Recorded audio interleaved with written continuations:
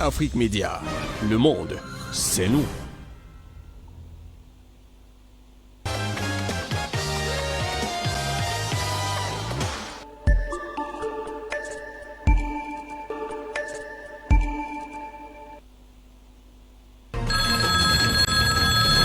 Hello? Hello, you're on the program. Good day to you, sir. I very appreciate it. I very appreciate all what you are talking about it. Good day and good day to all the viewers of Afrique Media. Thank you, Afrique Media. Thank you for what you are doing. Thank you, Africa. The movement of African youth through the Mediterranean and the desert to Europe in search of greener pastures seems to be on the rise despite the perilous journey that has seen many vibrant young people lose their lives. Many continue to embark on the dangerous route. The latest of such incidents occurred late last month when a boat carrying African migrants capsized off Libya's coast, leaving at least 53 people dead. Current data estimates that 1,195 people have lost their lives on the Mediterranean between January 1 and August 12 this year. The International Organization for Migration, IOM, said in mid-July that the number of people who died trying to cross the Mediterranean Sea nearly doubled in the first half of 2021. The IOM further noted in a statement that at least 1,146 people died attempting to reach Europe by sea in the first 6 months of 2021, highlighting that 513 migrants are known to have drowned in the same period last year, compared with 674 in the first 6 months of 2019. This endless movement of young African migrants seeking a better life has raised a lot of questions as to why many continue to embark on this rather dangerous journey despite the deaths recorded so often. What then explains this continuous movement of African youth despite the recurrent deaths at sea and in the desert? This is a point of focus this day on the program Views on the Continent. Stay with us. Good day and good day to all the viewers of Afrique Media. Thank you, Afrique Media. Thank you for what you are doing. Thank you, Africa.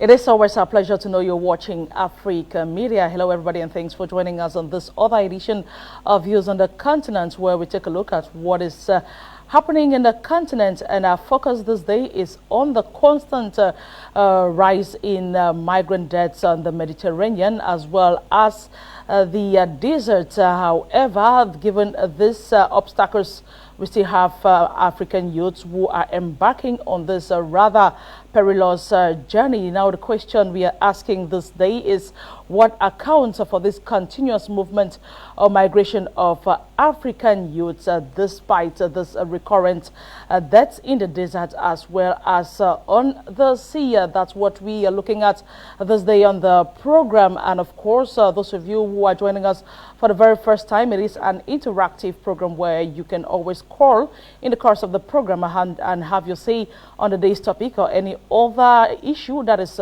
pertinent to the continent at this point in time. And of course, we shall be having two gentlemen to discuss with us this afternoon as to why this is going on or this keeps happening. We have young, vibrant African youth who embark on such perilous journeys, despite seeing in the news the number of deaths that occur as a result of these. So take your seats. We are going to go into greater details as concerns today's topic in the minutes that follow. And when we come back, we shall be presenting to you this fine gentleman who will be joining us to discuss more on this topic. But before that, let's get or listen to this report done for us by Sharon Tachu as in relation to the latest developments as concerns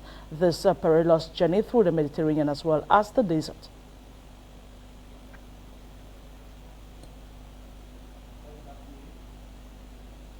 Can we get Sharon's report on the latest developments as concerns this perilous journey embarked on by African youth through the desert as well as the Mediterranean Sea? The African continent keeps losing indigents to the cold hands of death on the Mediterranean Sea. Almost 200 migrants were rescued off the Libyan coast by the SOS Mediterranean Humanitarian Organization on Saturday, amongst them 196 migrants from Syria, Eritrea, Nigeria, Cameroon and Ghana, rescued in 4 different operations. According to reports, 15 of the deceased originated from Cameroon. The route to Europe through the Mediterranean or the Libyan coast has raised several calls on mostly African countries' authorities to be on alert and halt the continuous exit of youth through illegal means from the continent. The incident on the Mediterranean comes after 57 people drowned on Monday, July 26th in a boat wreck off the Libyan coast near Coms. The wreck, also described by the UN's International Organization for Migration, adds to other tragedies in the Mediterranean, where more than 1,100 persons have perished this year. The IOM adds that 513 migrants are known to have drowned in the same period last year, compared with 674 in the first 6 months of 2019. Victims of the unfortunate incident oftentimes include pregnant women, minors and children under 5. The IOM equally reveals that deaths have also been recorded on the central Mediterranean route between Libya and Italy, claiming 741 lives. Over 250 people have also died on the stretch of the Atlantic Ocean between West Africa and Spain's Canary Islands. The IOM reports that despite an increase in arrivals in Europe, there is no crisis of numbers and arrivals remain manageable through better solidarity and improved governance and management of migration. However, the call remains that of implementing stringent measures to avoid loss of lives on the high seas and in the Sahara Desert. Over 40 Cameroonian migrants embarked on a journey to Europe on July 20th through the Sahara Desert, a journey tough to endure for a female who died in the process. Nonetheless, transportation means on these routes needs improvement, as hundreds of thousands have made the perilous crossing in the last years, many fleeing conflict and poverty in Africa and the Middle East. It remains a daunting task for lives on the high seas to be protected, as well as a reminder to developing countries to provide avenues suitable for youth to fully participate in development. Thank you so much, Sharon Techu, for that report highlighting what has been happening in the past few days as concerns this illegal migration, the movement of African youth through the Mediterranean as well as the Sahara Desert to get to their destination, Europe, in search of greener pastures. So the question we are asking this day is what accounts for this continuous movement of African youth, this continuous migration of African youths in search for greener pastures, despite the recurrent deaths that happen in the course of this rather perilous journeys they embark on. If you're just joining us, this is Views on the Continent on Africa Media, and we are looking at the migration crisis, how it is affecting the African youth and what possible solutions can be put in place so that these African youths stop losing their lives on the high sea as well as in the desert. And as I mentioned earlier on, we shall be having two gentlemen to discuss with us this day on the topic, and we will first of all join a guest or joining us on he's going to join us all the way from Nigeria in the person of Comrade Andiba Okwemi. He is a civil rights activist and he's joining us from Calabar, Cross River State. Hello, sir, and thanks for joining us on the program.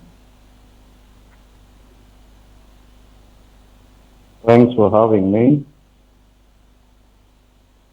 Okay, yeah, we let's get right away into today's topic now. We are looking at this continuous movement of African youth through the Mediterranean or through the Sahara Desert to get to Europe. Well, what do you think accounts for this continuous movement of African youth despite recurrent deaths?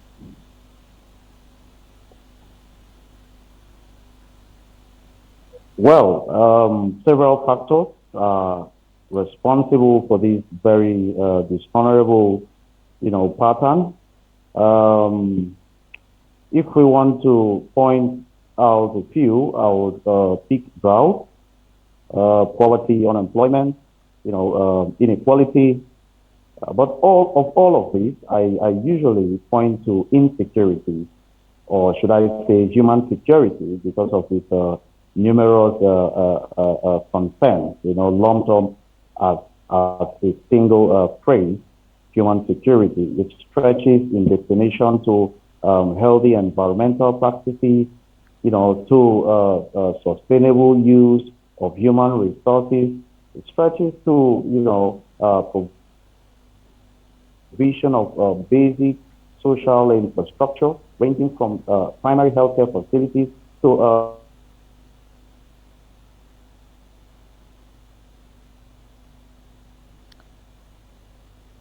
Mr. Kwemi, can you hear me? Are you there? Okay, we shall be coming back. We shall be taking Mr. Kwemi in the minutes that follow. If you're just joining us, this is Views on the Continent, and we are looking at the continuous movement, the continuous migration of African youth through the Mediterranean as well as the Sahara Desert to get to Europe, despite the announcements, or despite announcements of deaths that occur as a result of this rather dangerous journey. What is your take on this? What is causing these African youth to move from their countries, and what possible solutions can be sought to make this movement of African youth through such dangerous routes come to a stop? That's what we are looking at this day. And we heard right in the report at the beginning of the program how a young lady from Cameroon lost her life while she was taking the route to Europe. She was taking the Sahara Desert. Actually, 40 of them embarked on this journey. However, she lost her life because it was a tough one for her.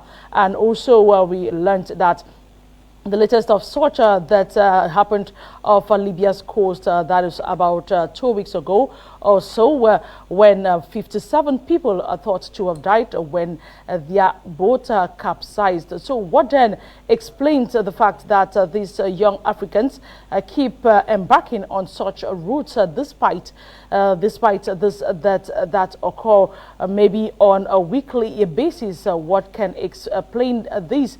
What solutions can be sought to this, the problems of the youth? Like we say, the future of the continent lies in the hands of these young people. What then are African governments doing to keep the youth back in their country, to keep them in one spot, to make them feel like they are in their country and they have something they can gain from their government? Or what then are these different governments doing to empower the youth? So that's our point of discussion this day. What can be done to curb these movements, this continuous movement of African youth to Europe through the Mediterranean?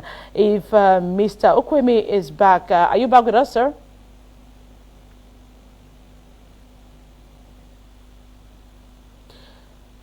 I'm back. Can you hear me? Can you hear me? Yes, I can hear you. I can hear you clearly. Okay, go ahead. You were talking about what is actually giving rise to this continuous movement of African youth through the Mediterranean as well as the Sahara Desert to Europe. Yes. So basically, I was pointing out the concerns of human security, which is becoming the most the real driving force behind, the concept of involuntary migration. Okay, by migration becomes involuntary when people have a proper self-assessment to decide that, look, their vision, their vision about who they want to become, the kind of life that they want to live, is no longer realizable within the immediate territory that they find themselves. Interestingly, you would want to realize, you'll be shocked to find out that, I mean, it is not only youth, it is not only young person, or should I say, it is not only the unemployed. Okay, when you look into different spheres of professional life, you see a lot of people engaging in involuntary migration, and this is giving rise to brain drain. You see, professionals who should be available to drive the economy and professional life of the continent, you know, deciding to abandon their jobs and services and finding greener pastures abroad. So if you look back, what would make a medical doctor whose duty is to save lives abandon that sacred duty to seek his back and find his way to Europe? What would make a lawyer who should be interested in driving, in developing the justice system in Africa decide to pack his bag and leave? What would make an entrepreneur who is probably interested in technology decide to abandon Africa and leave away to Europe?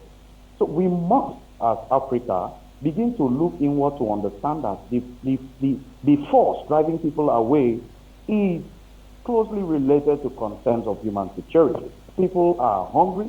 People do not have homes, healthy or potable drinking water. There is drought in the land. And slightly away from that, the issue of insecurity. There's civil war, there's conflict everywhere in Africa. I was citing the case of Angola that has 27 years history of civil war. And you walk away from there to Congo that has 5 years. Or you go to Liberia that has 14 years. Where exactly do you want to point to in Africa that does not have a terrible display of conflict? Go to Sudan. Or is it in Nigeria where bandits are ravaging farmlands in the north? No. Pick any particular aspect of our national life as a people, any African country. Is it in South Africa? Where do you want to point? So this has become a major source of pressure and giving assistance to the decision to migrate involuntarily. Interestingly, the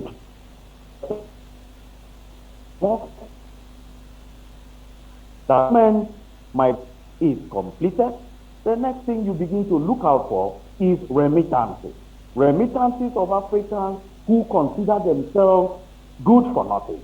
Suddenly they are becoming source of remittances back home, sending money to their families and being a reliable support system. So in fact, I was going through some records recently when I found out that the volume of remittances that comes into Nigeria alone is way unimaginable. So why would people leave? You are a graduate who have spent 4, 5, or 6 years in the university and are out now getting ready for a healthy living, a healthy lifestyle. All of a sudden, you have no job, you have no support anywhere to empower you to build your little business. What would you resort to? You either resort to violence as a way of surviving, or you find your way and get out of the country. And that is why the population keeps increasing, regardless of the real, nature of that endeavor, regardless of the high level of risk associated with that adventure. People keep insisting yearly. So I saw a report from the International Organization for Migration, and like you rightly pointed out in your opening remarks, it is terrible. It is terrible, and I think this is just about the right time for the government to become more aware of these concerns and begin to look inward. It's giving young people the right environment to think and build their economy. We are tired as people, we are tired as young people sitting to feel incompetent. We are tired sitting back and feeling that we are good for nothing or that we are helpless to our various economies as a continent. Okay, thank you so much, Mr. Of the Okwemi. Now, reports that come you from made Europe mention that Africans are only known to be thieves engaging in cybercrime. That is false.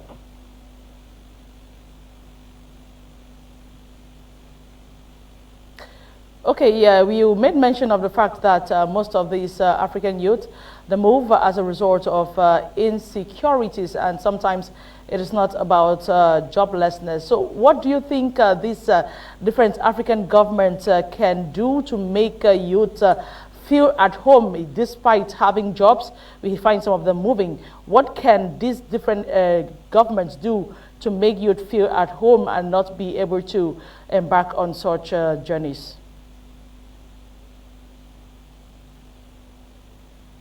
Well, thank you very much. I think there's always so much to do.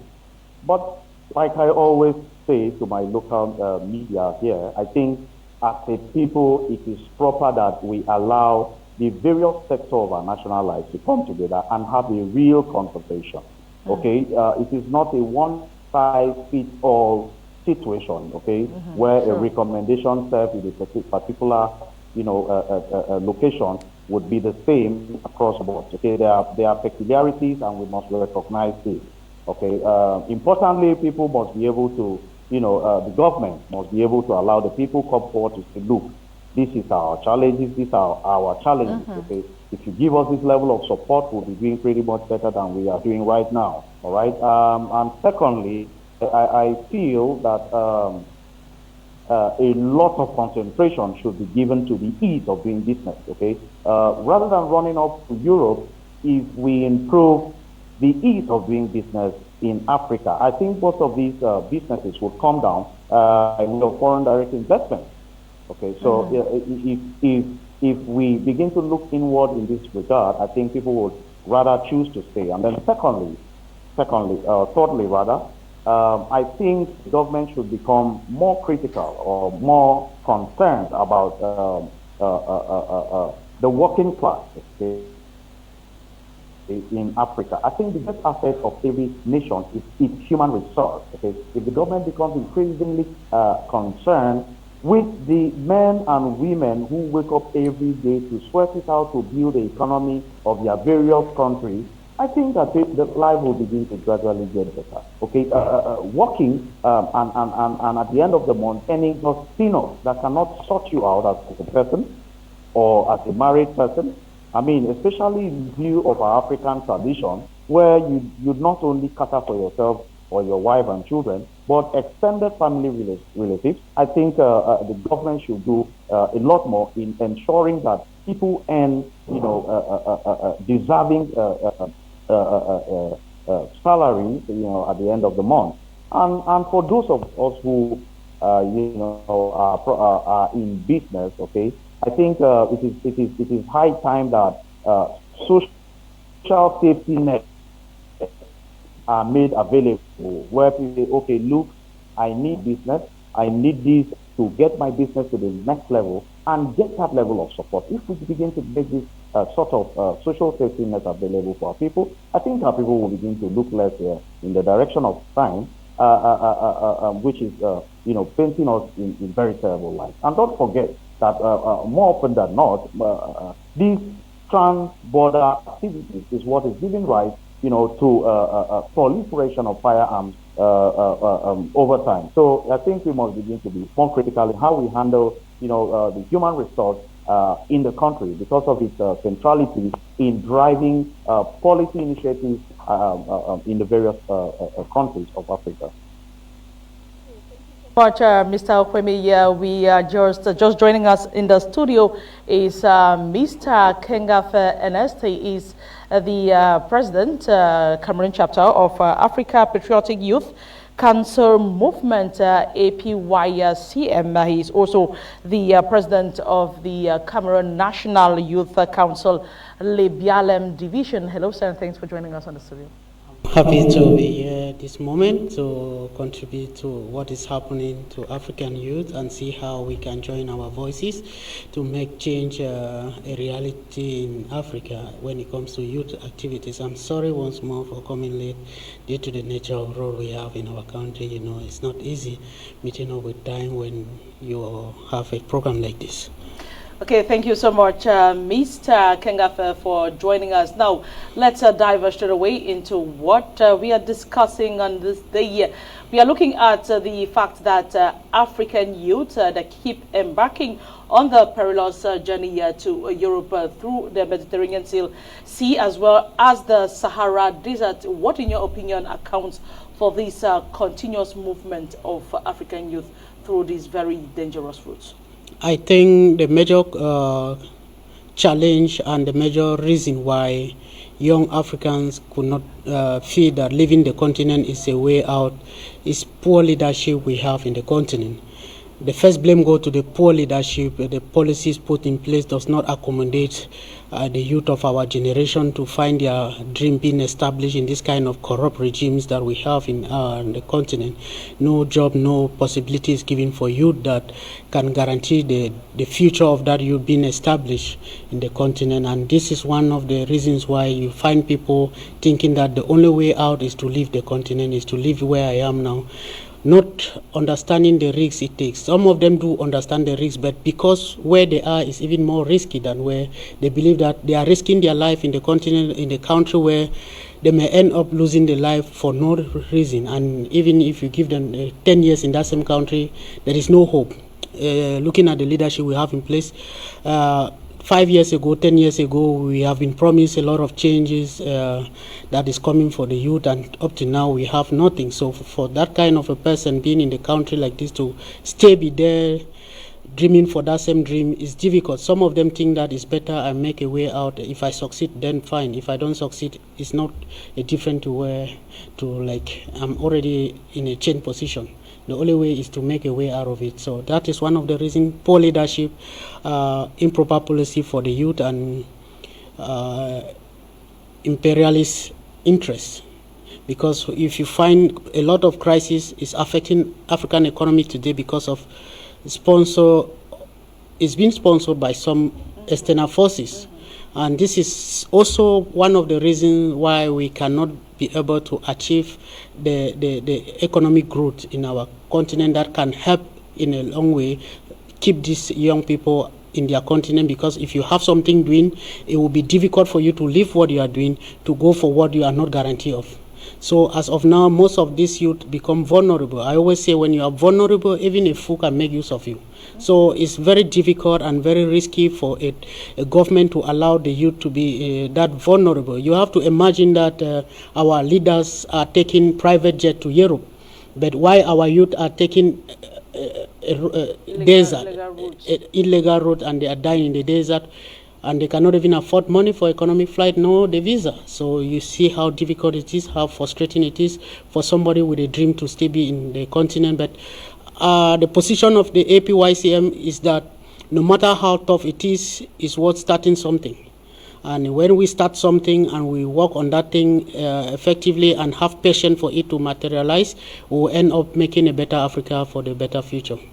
Okay, now earlier on, Mr. Adimba, he made mention of the fact that some of these youth, they move not because they do not have jobs, but there are some insecurities surrounding the movement of some of this youth, maybe the environment in which they find themselves. They cannot excel maybe in their profession. So what do you think can African governments do to keep this youth back in their country? And do you think it is a one-way thing? I think, yes, insecurity it cannot be argued as one of the factors sending young people out of the continent. For instance, in Cameroon, where we are, we know the Anglophone crisis has pushed a lot of young people out of the country. And there are some that would never have dreamed to leave the country. But today they are not in the country because of unforeseen circumstances as a result of the crisis that we now have in Cameroon. Similar things happen in other parts of Nigeria, Niger, and other parts of the continent that you can mention. So insecurity is as well part of the problem. But what brings insecurity? Poor leadership. When you have a leadership that cannot give result, that cannot produce result, it creates vacuum for a lot of embezzlement of money that could have been used to improve the living standard of the citizen. Is been going to unknown directions. You have to imagine that in Cameroon we have several cases where we have ministers who have embezzled billions of CFA, which would have been able to establish maybe 20,000 jobs for the Cameroonians. And if these jobs are not being established, it could also help to send young people out of the continent, because we have young Africans that could do better in Africa than they are doing elsewhere in the world. But because of unconducive environment, the insecurity and everything you can mention, they are not able to stay be there and have that dream. You see, just a few weeks ago, 2 weeks, I think Francis Gomez was in Cameroon, or last month, I can say some months back. He was here and we were celebrating him as a hero. That is somebody, last 2 weeks, when he was being appointed as an ambassador to a company, and he started narrating how 5 years ago he took the risk through the Mediterranean Sea and the desert, and today he finds himself being celebrated. Now, that is somebody who was fortunate to make the move and succeed and prove his talent. There are a lot of those talent. What if he had died crossing the Mediterranean Sea? We would not have known about him today. So I want to say that the government is, the poor leadership we have in the continent is killing a lot of dreams for the young people in the continent. Okay, thank you so much, Mr. Kengafe. Now, coming back to you, Mr. Andimba Okwemi, when you look at Mr. Kengafe made mention of the fact that the leadership is another major problem why African youth are moving. So what can you say about leadership on the continent? Why do the old keep clinging to power, and what are the youths on their own part doing to try to change this narrative?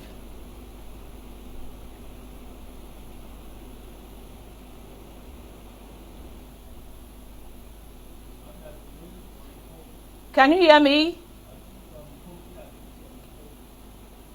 Can you turn on your mic? Can you turn on your microphone? Oh, okay. Okay. Thank you. Did you hear the question? Can you hear me now? Yes, I can hear you. Can you hear me? Yes, Okay, I was just saying that my friend Ikenga has done justice to the discourse. I want to just add one or two in the direction of leadership, which is a major concern to the African continent. Okay, we are just about the most lucky continent because of the vast majority of resources that is deposited on the African soil. But interestingly or embarrassingly, we are should I say cursed. I mean, we're just about the worst category of leaders you can find anywhere on earth.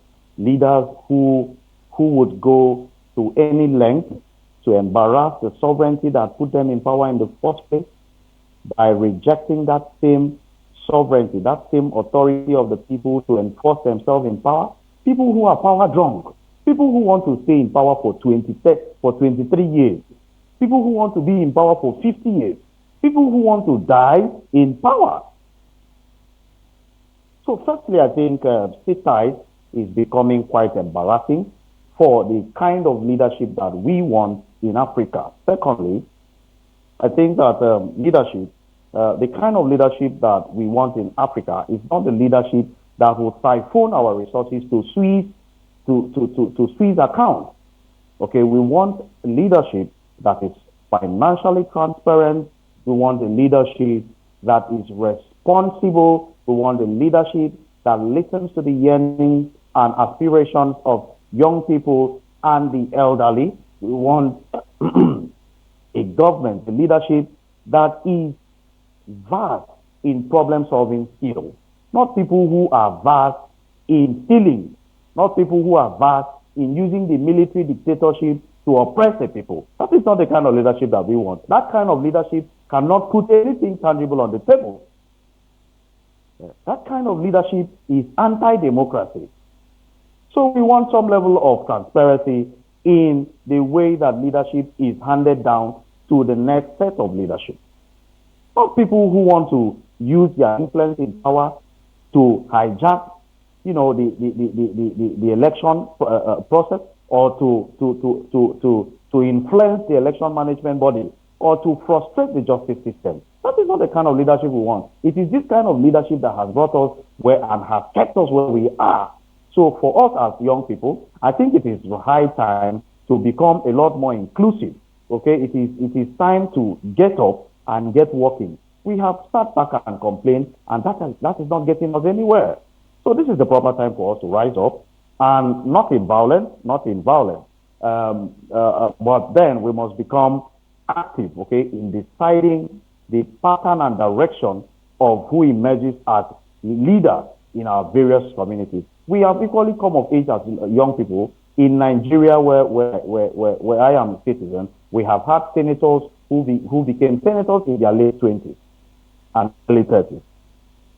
Okay. So presently we are celebrating our friend Jared Agom, who has just been issued certificate of return by INEC. He's a young legislator. Okay, so we want this kind of inclusiveness across board, across the African continent, so that we can serve the kind of leadership that we always dreamed, that we always wanted, the kind of we can equally promote the kind of business environment that we feel would lead Africa to that promised land. So much, Mr. Andy Kwemi. Let's come back to you, Mr. Kengafe. Now, when you look at this continuous movement of youth, what, in your opinion, how do you think this issue can be addressed to stop this continuous movement of young people? I think first thing is like what we have been doing already in the field, organizing seminar to discourage the wrong immigration practices, which will end up maybe taking the lives of those people who engage in such journey. We condemn it, and we also encourage immigration through the right way, so that people who migrate to other places can better have an opportunity to make use of their stay there, and then they can contribute back home positively. You don't forget that this poor immigration policy, or this kind of immigration that we find now in the Mediterranean Sea, these people end up being in the detention camp, immigration camp for maybe 5 years, 10 years, seeking asylum. So those are very great numbers of years that, if well invested in Africa, you can have a good return from it. So we organize series of seminars in explaining to young Africans that it's high time we start believing in the continent, as our slogan stands: African solutions to African problems. That is our objective. We believe that in the continent today, below 30 years, we can resolve, or we have talent that can resolve our African problem. I said all because we have young doctors now defending PhD at the age of 25, equipping them with enough understanding professionally to be able to resolve crises in their domains. So if we make use of these talented young people, we will be in a better place to make African equivalent to Europe and America in the years to come. So we make them to believe that there is still hope if we believe in the continent, if we believe that persevering to make a change in the continent where it can benefit you, your generation, and your family is much better than taking a risk to be buried in a desert where none of your family will ever have an understanding of where you are. So we try to make this understanding to young people to know that you can, because you have to imagine that statistics as per the IMO, the International Immigration Organization, yes, has proven that since 2014, as of now, 28,000 young Africans have lost their life crossing the Mediterranean Sea. That's a great number. So that is a very great number. Now, At the APYCM, we analyze and interview from those that have been able to be repatriated to the continent. We interview them and we realize that for them to even get to Libya or some part of the desert, they have spent a minimum of $1,000. If you multiply $1,000 times 28,000, you will see huge millions of dollars. And this money would have been able to create jobs in the continent. And not only job, but sustainable job for that matter. And these jobs will be renewable, and your children and great-grandchildren can benefit from this. So these are areas where we like to analyze to young people that your $1,000, your $2,000, and maybe at the end of the day, some of them spend more, close to $10,000 to arrive their destination. Now, the question is, if you had invested that money back home, you will be able to guarantee yourself a better future and for your family. But the challenge, as we say, is some of these people sold their businesses. Like the lady who died from Douala here, we heard she was a big woman. She owned a salon, and then she ended up selling the place to be able to make this journey, and she's now buried in the desert. The question is, why would she have sold her business place to embark on this journey?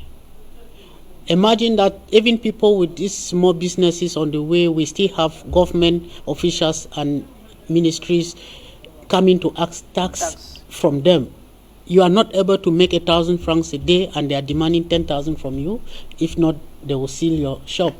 The same thing is happening now as we speak in Boya, where we said it's a risk, a crisis region, and people are not able to, they have been given some time to recover from the loss they have acquired all these years. But we find shops being sealed for not being able to pay tax. How do you think somebody in this scenario, we start having diverse thinking? And if you propose one, as I said, once you are vulnerable, you are capable of being used by a fool. Any idea coming, like if you bring 10,000 or 2,000, 1,000, 100,000, I will make your way out to travel. He will start now having a room to circulate in his mind or her mind, because she's now being faced with the challenge of paying tax. If not, my business will remain locked. So these are areas where the government officials and the ministry involved need to take proper measures in addressing it. And the young generation of African youth today are able to analyze things and know how solutions can be brought to those problems. And when you come attacking them like that, they become aggressive. And you, at the end, you said people are violent. You promote them to become violent. And when they become violent, it's very difficult to stop them, because you need a solution to stop them from where they are going. But you are not able to produce a solution. You keep convincing them with political talks. It help no way in resolving this crisis. So we see that the crisis of immigration, crisis of wrongful immigration, is a kind of complex a situation where we have our leaders knowing the exact thing that is happening, but unwilling to address the situation. All right. Okay, thank you so much, Mr. Kengafe. We already have indications for some participants on the line. Hello, and thanks for joining us on the program.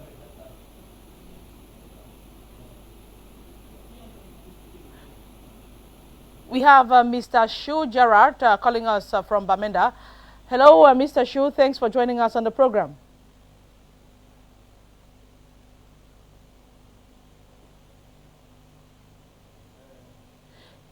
Is Mr. Shu Gerard there?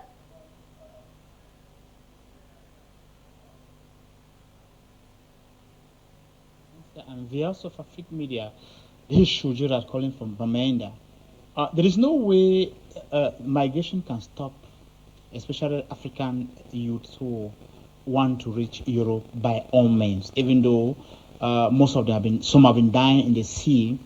Others who succeeded have been telling the story that even those who have been dying, we have gone through, and they are making they are making the money as they claim.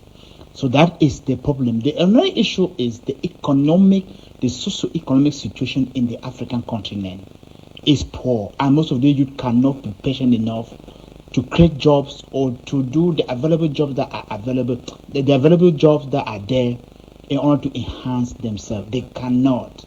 They want the greener pastures, they want the white collar jobs, and they cannot go to do the menial jobs that they are an African here, but they prefer to do such jobs in Europe to make higher money. So Laurencia, there is no way that it can stop. The only way it can stop is that let the economy of Africa be improved. I mean, let the economy be transformed. The economy is transformed, and the creation of industries that can employ most of the youth is the better. You must understand that most of the youth who are flowing to Europe are educated youth. They have gone to school, they've come out with diplomas and degrees in their pocket, but there is no job. And as such, they cannot sit and try for themselves. They want to look for go and suffer somewhere in the white man land than to live in Africa where they'll be seeing them. So that is the issue. And the most important is to look for much money, to look for dollars, and to bear the name of being a bush faller. So that is what motivated some, because others have been showing, other when they come, they bust around with money, and some have been seen, and they want to bear the name that they are bush fallers. So that is the problem. Except the economy of the Africa is improved, except jobs are being created, except taxation is being relaxed, except there is good governance and democracy in the African continent, so can it stop. If not, migration will continue. And the white man are paying this for the ills they did to Africa even up to now. Thank you. Much, Mr. Shujarat, for participating on the program. We have another caller on the line. Hello, sir, and thanks for joining us on the program. Yeah, good afternoon, Laurencia and the panelists on the studio. I am Martin calling from Douala. Yes, Laurencia, the massive youths who are risking their lives through the Mediterranean seas and the deserts, seeking for greener pastures in Europe and America, are actually on the rise. And the main reason, Laurencia, is the situation back in their countries. Let's not fool ourselves. They have always said, our leaders have always tell us that, oh, it is education. The education will give us a better future. But when we get that education, what happened? There are actually no jobs. Even those who have struggled to create jobs for themselves, taxation has not given them an open way. And you see all of this, even those who are on the public service, Laurencia, do they retire? You see every day the head of state sign decrees increasing their longevity in power and so on and so forth. So when do you think that these youths, every day they are telling that they are the leaders of tomorrow? From when they graduated, they were 20-something years, now they are 40 years, they are even out of the public service recruitment and so on and so forth. So forth. So what do they think, and what reality do they actually think that they can face? So they prefer, Laurencia, to risk their life climbing this mountain and die while trying than to sit at home and be killed by a stray bullet in the northwest or the southwest. Look to the situation of the northwest and the southwest. The jobs, they are not there. The country is sinking. You see, a country is being run by old people. You see, old people, Clarice, what kind of laws can they ever enact that can benefit the whole people? Look at our National Assembly. Look at even our Senate. Look at our leaders there. Look at somebody like the head of state. Do you think he has any good intention for the youths? Let the youth themselves, anything that is done for the youth without the youth is against the youths. The youths have come to realize that, and that's why they are ready to risk all the odds. Look at what is happening. Even the youths in the northwest and southwest now, they are just a danger. When they see you, you are a youth, you are critically a danger, because they know that that is the combatant age of this revolution. So most of the youths, they are preferring to maybe to risk their life, Clarice, trying, and to go to where they know that if they succeed, they'll be better off than where they are coming from. Yes, Clarice too, there is a saying that if you meet a rat mole by the day, that means what chases it from the hole, right, is bigger than the risks that it is ready to face during that day. So those are some of the reasons. Let's face a reality. Although we are trying to contain the youths, that they should limit risking themselves for all this and so on and so forth. But two, Most of them die because of poverty and so on and so forth. They have gotten that education. They have gotten all the might, all what they need. They have the technology, they have the might, they have everything. But to put forth, even those of them who have tried to be creative and bring up something, have taxation given them a leeway. Well, it is our economy and nothing but our economy. It is time for this analog generation, call our leaders, to give way. Let them prepare the kind of economy that they want for themselves. I think that is where we are going to have a triumphant education, a triumphant economy that will be celebrated by both the youth and even our old people. So much, Mr. Maurice Martins. We have another caller, Mr. Lawrence. Hello, and thanks for joining us on the program. Yes, good afternoon. Good afternoon, sir. Go ahead with your contribution. Yes, good afternoon, madam. Good afternoon, Mr. Lawrence. Go ahead with your contribution. We are listening to you.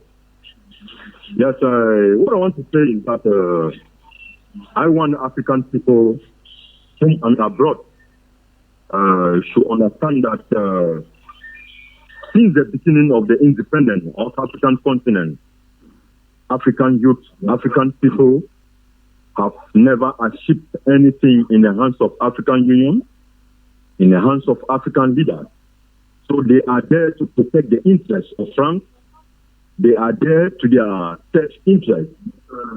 So what the African people supposed to do this moment is to write up and look what is block African economic, political hardship, economic hardship that African people are going through. So the people that are block African economy, that are make Africa not to be great, is African Union, is African leaders, above all France. So I urge African people home and abroad to rise up and remove African Union or remove the people that in that organization and put the right people that can look the well-being of African people. Because, madam, since the beginning of the migrant crisis, thousands of African youth have been died, have been killed in Mediterranean Sea. You cannot hear about African Union talk about it, neither African leaders. So they are there to protect the interests of France. And who is making this political hardship, economic hardship for African people is France. Who control African Union is France. Who control African leaders is France.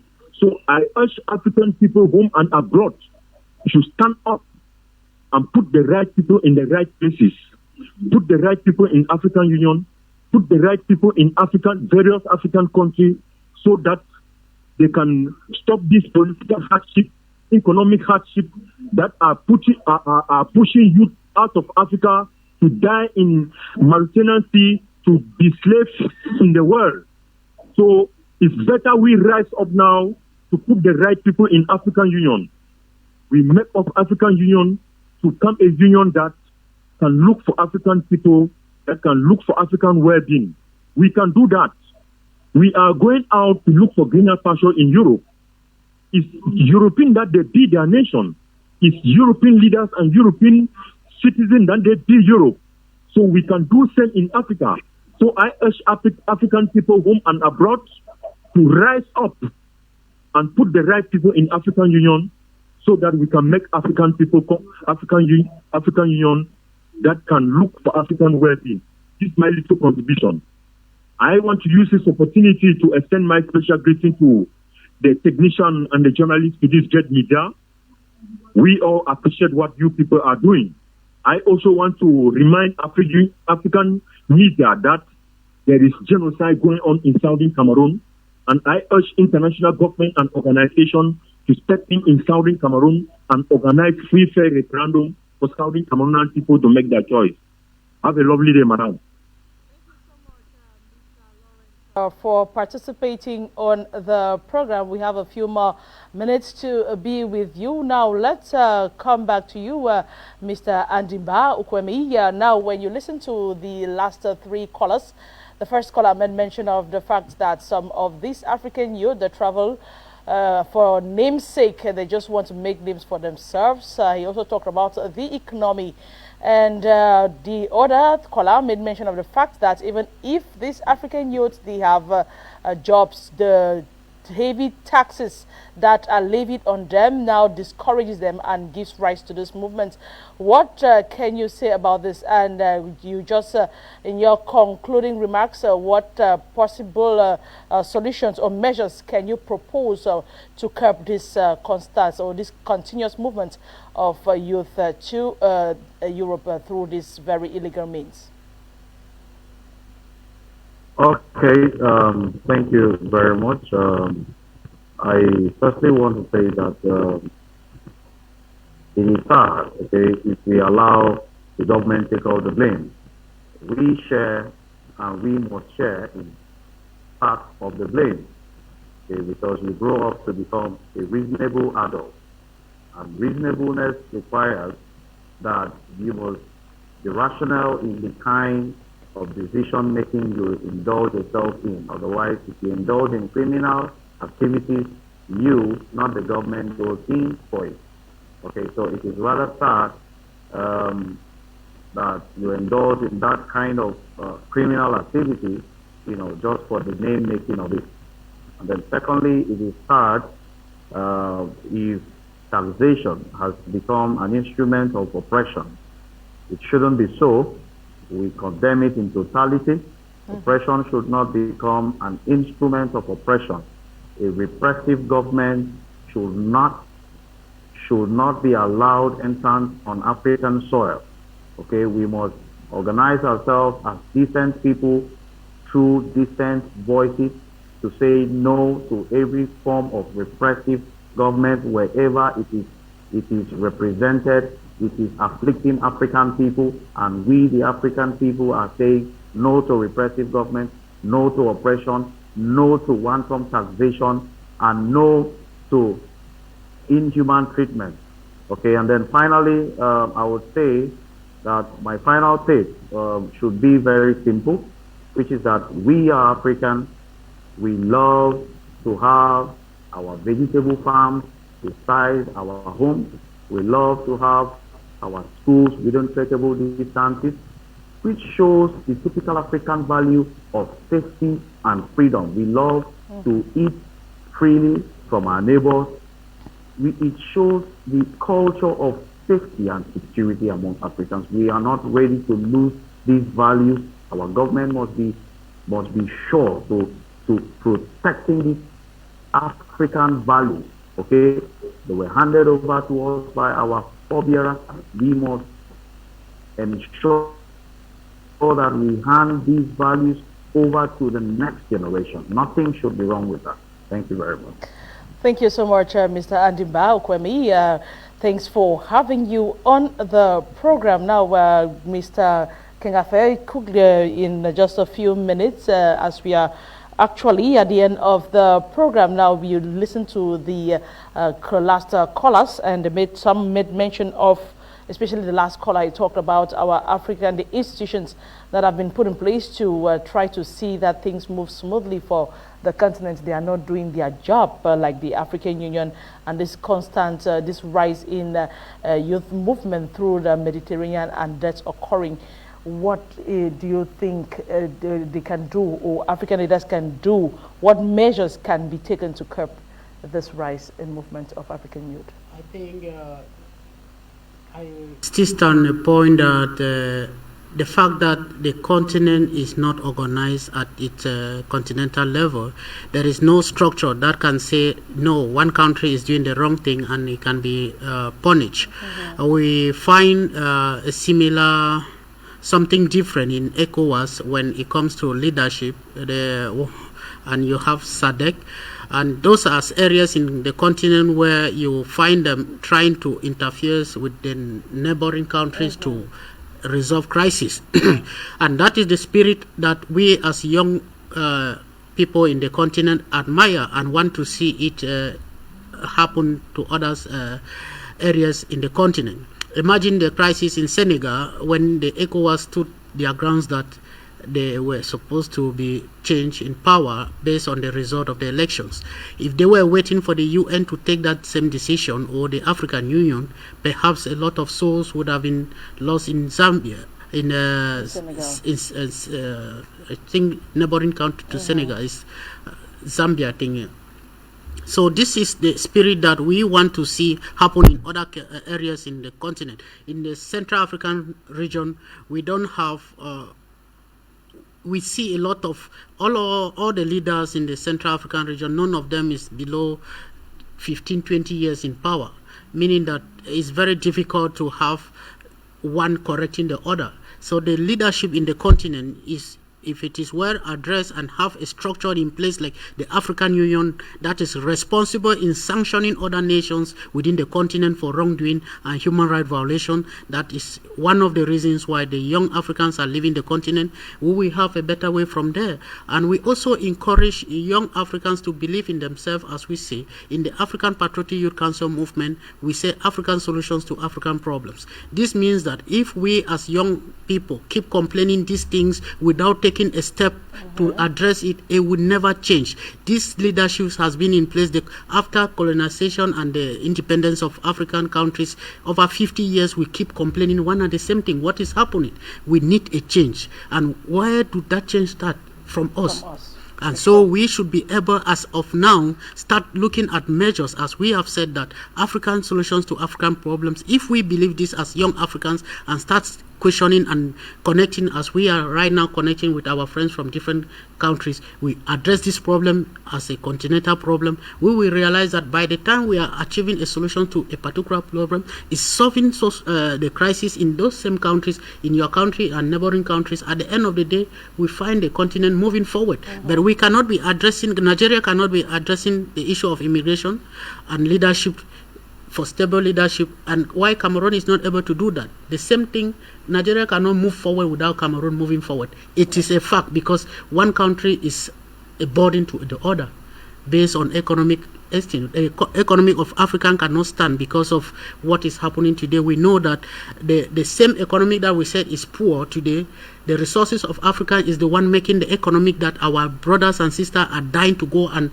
become slave under. Okay. So we take this as a fact, and we say that young Africans can join their voices, network their skills, and make a better continent for our generation and the generation to come. Then one thing is that this is the only generation in Africa that has an understanding of what has happened to Africa. If this generation fails in addressing this crisis that we have read in history about colonialism, slavery, and the rest, we would not be able to send this same problem to the next generation, and we cannot resolve this if we don't start now. Thank you so much, Mr. Kengafe Ernest, for honoring our invitation this day on the program. We also want to thank Mr. Andimba Okwemi, who joined us all the way from Calabar, Nigeria on the program. And thanks to all our televiewers who took out time to be with us to seek African solutions to African problems, which is, of course, the slogan of the African Patriotic Youth Council movement, APYCM, of which Mr. Kengafe is the president of the Cameroon chapter of the association. Thanks so much. Another edition of the program comes up on Tuesday, 14 hours GMT, with another interesting topic as to what is making headline news in Africa. Until then, you have a lovely weekend in the company of more programs on Afric Media. Hello? Hello, you're on the program. Good day to you, sir. I very appreciate it. I very appreciate